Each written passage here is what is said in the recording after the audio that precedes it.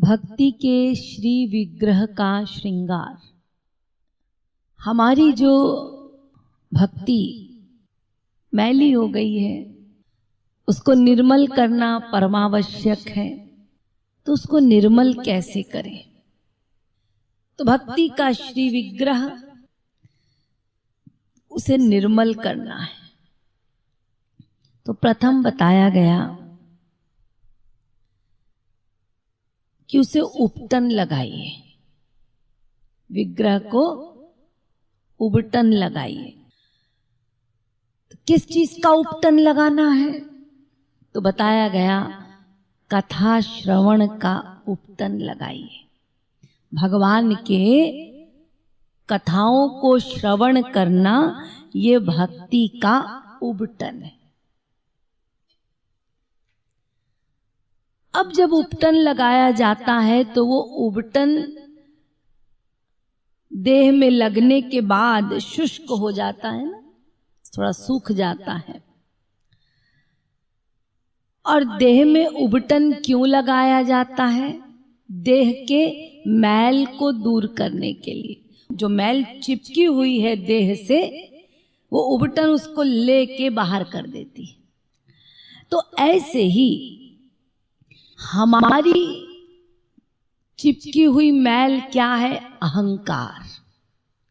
तो अहंकार रूपी मैल को कथा श्रवण रूपी उबटन से निकालना है।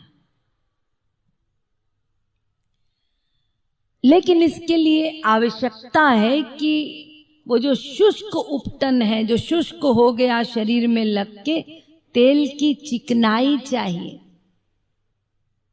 जैसे सौंदर्य प्रसाधनों में तेल को प्राथमिकता दी गई, ऐसे ही यहां पर भी श्रद्धा को प्राथमिकता दी गई है भक्ति में। तो श्रद्धा रूपी तेल से आपको इस मैल को उतारना है। ये उबटन, इस उपटन को लगाएंगे, फिर श्रद्धा रूपी तेल से मालिश करेंगे तो अहंकार रूपी मैल बाहर निकलेगा।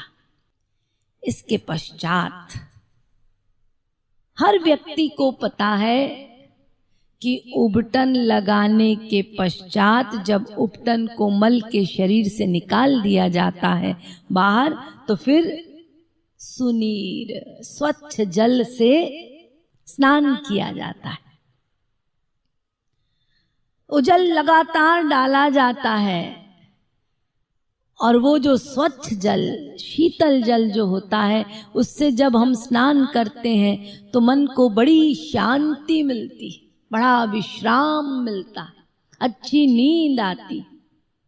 ऐसे ही कथा श्रवण रूपी उबटन और श्रद्धा रूपी तेल से अहंकार रूपी मल को निकाल देने के पश्चात स्नान आवश्यक है। तो यहाँ शास्त्रों में बताया गया और संत बता रहे हैं कि वो सुनीर, वो जल है मनन। मनन यानी जो श्रद्धा की उत्पत्ति हुई है कथा श्रवण से, वो उसकी कंटिन्यूटी बनी रहनी चाहिए, वो निरंतर रहे। तो बार बार मनन, ये नाम गुण लीला आदि का जब बार बार मनन होगा, उससे ये हृदय शीतल होगा, उस हृदय को विश्राम मिलेगा। उनके नाम गुण लीला के बार बार स्मरण से आह्लाद होगा हृदय में। ये मनन से लाभ होगा। तो स्नान कर लिया यानी बार बार मनन, उससे हम शीतल हो गए। और बार बार मनन करने से तत्व का बोध हो जाता है। जिसका आप मनन चिंतन कर रहे हैं, वो बार बार मनन करने से वो जो तत्व है जिसका आप चिंतन कर रहे हैं उसका बोध हो जाता है, जान लेते हैं उसको। तो जब बोध हो जाता है तो बोध हो जाने पर एक अवस्था आ जाती है। तो उसको बताया गया कि जब स्नान कर लिया तो स्नान कर लेने के पश्चात अगला क्रम है अंगोछे से साफ करना, टॉवेल से पोंछना।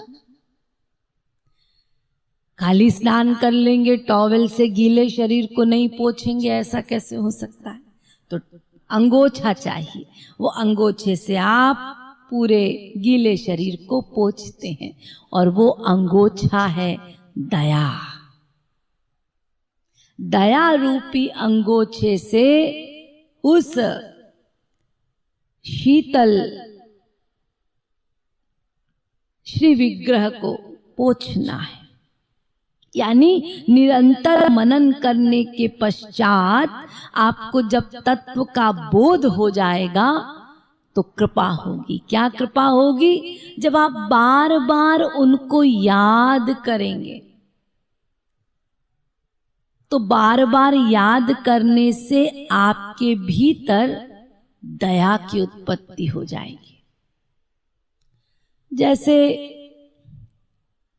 आप गेंद दीवार पे मारते तो वो गेंद टकरा के हमारे पास वापस आती, ऐसे ही जब आप उनका याद करते हैं तो उनकी याद जब जाती है तो उनसे टकरा कर वो दया बन के आपके पास आ जाती है। याद का उल्टा क्या है?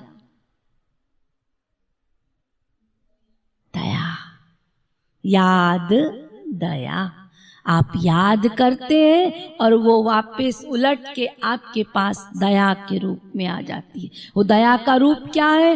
वो ईश्वरीय गुण, ईश्वरीय शक्ति रूपी दया आपके भीतर आने लगती है। और तत्व का बोध हो जाने के पश्चात उनका याद किया, उनका बोध हुआ, बोध होने के बाद उनकी दया हुई, दया से उनके ईश्वरीय गुण हमारे भीतर आ गए। उससे क्या हुआ? द्वैत, बैर, द्वेष, ईर्ष्या ये नहीं रहेगा किसी के भी प्रति। सबके प्रति दया। सज्जन को छोड़िए, दुर्जन के प्रति भी दया।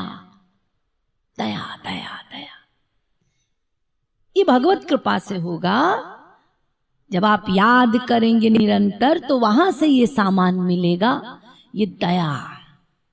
तो दया के अंगोछे से पोंछना है और इसके पश्चात क्रम याद रखिए।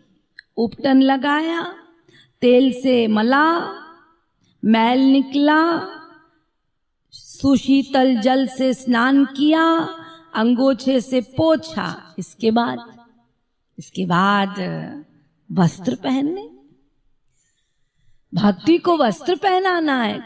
कोई भी स्नान कर लेगा और बिना वस्त्र पहने श्रृंगार कर लेगा तो वो तो विडंबना है जी।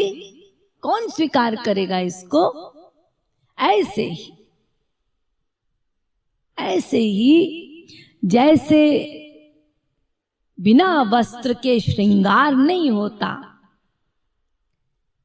ऐसे ही बिना नम्रता के भक्ति पूर्ण नहीं होती। नम्रता भक्ति का वस्त्र है। नम्रता, दीनता ये भक्ति का वस्त्र है।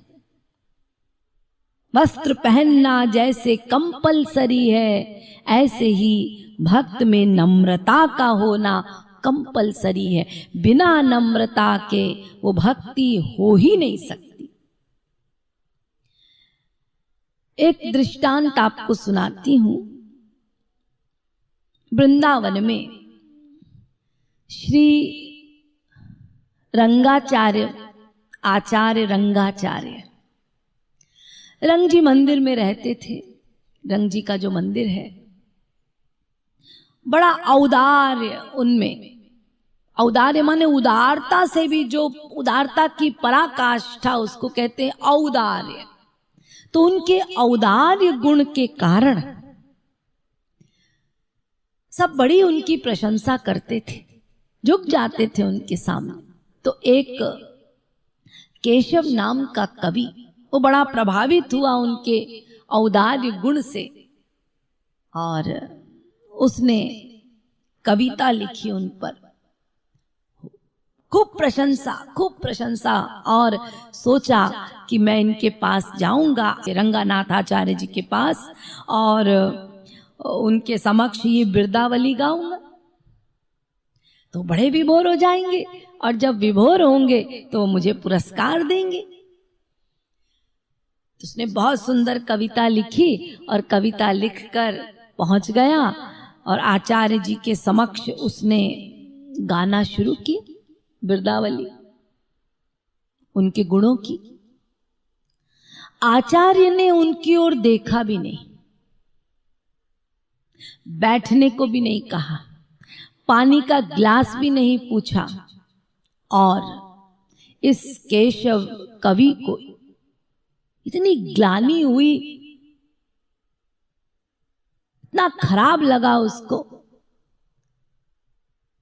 कि मेरी निंदा हुई है, मेरा अपमान हुआ है, मैं इन्हीं की बिरदावली इन्हें सुना रहा हूं और इन्होंने मेरी ओर देखा तक भी नहीं, मुझसे बात भी नहीं की, बैठने तक को भी नहीं कहा, पानी का एक गिलास भी नहीं पूछा। तो मन में बड़ा कुभाव उत्पन्न हो गया। कैसा कुभाव? इनका मैं बदला लूंगा, इन्होंने मेरा अपमान किया है, इनका मैं बदला लूंगा।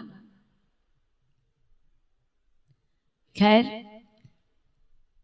संध्या को श्रीरंगनाथ जी की सवारी निकलती थी, प्रभु रथ में सवार होकर बाहर निकलते थे। तो श्रीरंग जी के समक्ष आचार्य प्रार्थना कर रहे थे हाथ जोड़कर। वो कवि भी वहीं खड़ा था, केशव खड़ा था और स्वामी रंगाचार्य प्रार्थना कर रहे थे। तो प्रार्थना में वो बोल रहे थे, पापोहम पाप कर्माहम, मैं पाप करता हूं, मेरे कर्म पाप युक्त हैं।